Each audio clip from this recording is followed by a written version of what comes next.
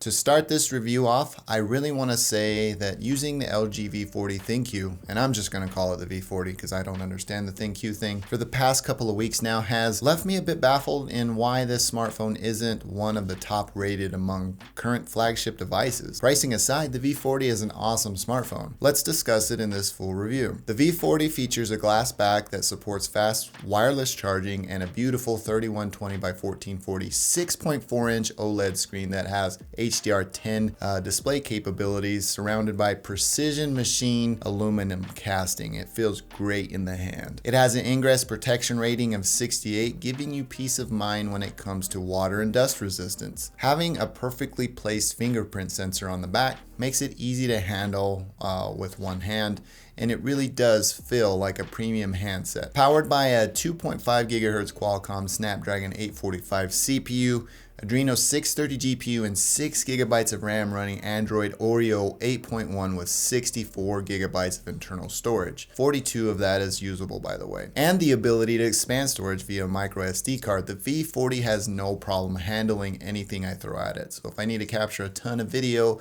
I have the storage capacity to do so. And if I throw multiple tasks at it, it handles it no problem. Having a pretty nice size 3300 milliamp hour battery, it doesn't have any issues of getting me through my day on a single charge either. On the days that I need a bit of a top up on the battery, the quick charge 3.0 feature is a nice to have, consistently taking me from roughly 10% on the battery to 45% in 30 minutes. Oh, and LG includes a fast charger in the purchase of the V40 as well, not like some other massively greedy fruit company that shall remain unnamed. The speakers on this thing really rock, sometimes so much so you'll find the device vibrating itself off your table if you're not careful.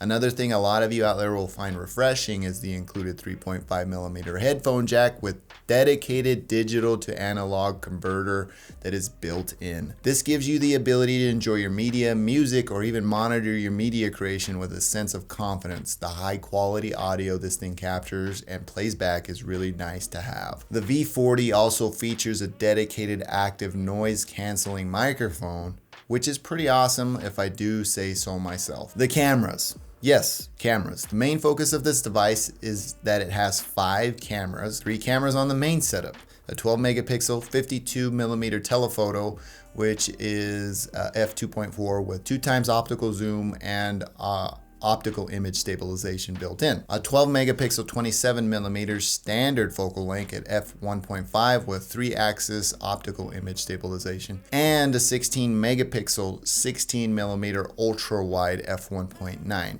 The one thing to note with this lens is that it has no autofocus capabilities due to its super large format capture. The selfie cameras give you an 8 megapixel 26mm standard focal length at f1.9 and a 5 megapixel 21mm wide angle at f2.2. In line with cameras, you want to talk about photo quality. I'm sure of it. The photos are pretty good, but there is something to be desired. I don't know, LG is missing something. There's something there that could probably be fixed with a software update, but the quality of the photos are just not as good as other flagships. But I've said this before, there is no perfect camera, and this thing tries to give you everything within a smartphone. And the good thing about that is that I no longer have to choose if I want a telephoto or a wide angle lens, because the V40 has both and it's great. Check out this blog post on the V40. It'll be linked in a card somewhere up here.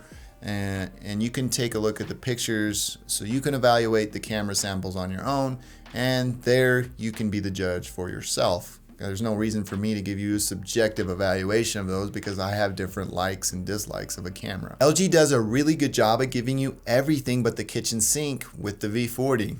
I just wish it had the kitchen sink when it comes to photo capture. As for video though, the V40 gives you some fantastic results. 4K 60 FPS, 1080p, 240 slow motion, focus peaking. It's kind of weird with that though, is that when it comes to 4K, the peaking is no longer available. I hope LG can fix this with a future update, because having focus peaking in video mode is like a pro tool, and it helps with catching critical focus, and it does a really good job at doing so for a smartphone. And finally, full manual control of its default camera app. It's a fantastic media creation device that happens to be a smartphone as well. If there are just little tiny things that LG could tighten up with this device, like photo consistency among its triple shot, same color reproduction, that would be great. Now on to the pricing discussion. At $950 MSRP, I find that LG may have priced themselves out of being the best Android smartphone closing out 2018. Is the V40 worth it at that price? Probably. But that doesn't matter to people when the Pixel 3 XL is $50 less for arguably the best camera on any smartphone available ever. Now, if the V40 was $750, say, then the device would have been the device to beat, in my opinion. It's a fantastic all-around device, and I wholeheartedly recommend it, with one caveat. You can get it for $750 or less.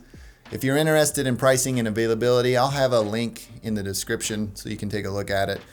You can get it unlocked there, and that is my affiliate link, so if you shop through that, I get a bit of a kickback, but it costs you nothing to do that.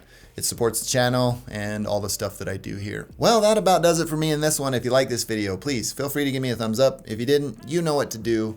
Thank you for taking the time to watch. I am Tomas, and I will catch you in the next one.